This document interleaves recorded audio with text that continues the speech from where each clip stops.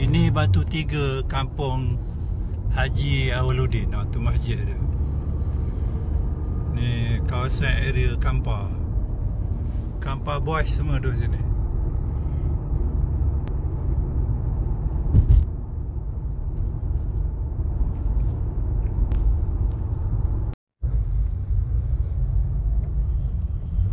Tadi rumah berkembar 328,000.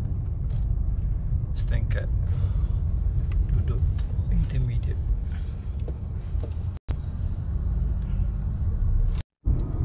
Okey, kita jumpa masjid dekat Taman Sri Semantan. Tu dia masjid. Alhamdulillah. Dapat solat Jumaat. Inilah rezeki singgah di tempat luhur ini. Masjid Sri Semantan ni, tengok dia pakai solar. Tu solar. Masjid Sri Semantan.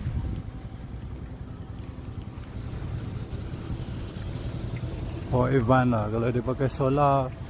Kalau solar macam tu lah, very advance.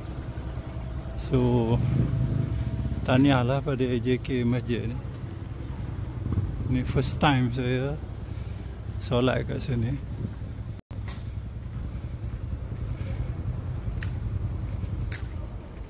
Oh, dia punya asrama situ, homestay dia pun pakai solar. Nampak? Pakai solar tu. Oh, bagus dah. Tahniah lah AJK.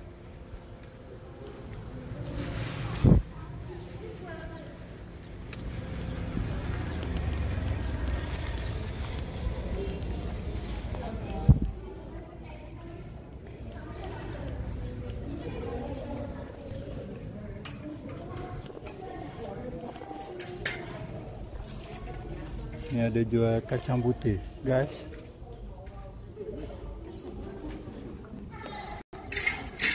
Oh, tempat wuduk kat luar ni. Assalamualaikum. Oh, ruang dia besar. Oh, itu geng-geng Freiliner dah lama duduk situ, nampak. Okay, saya akan cuba duduk di sebelah tengah. Saya nak duduk situ supaya boleh ambil gambar dan juga khutbah.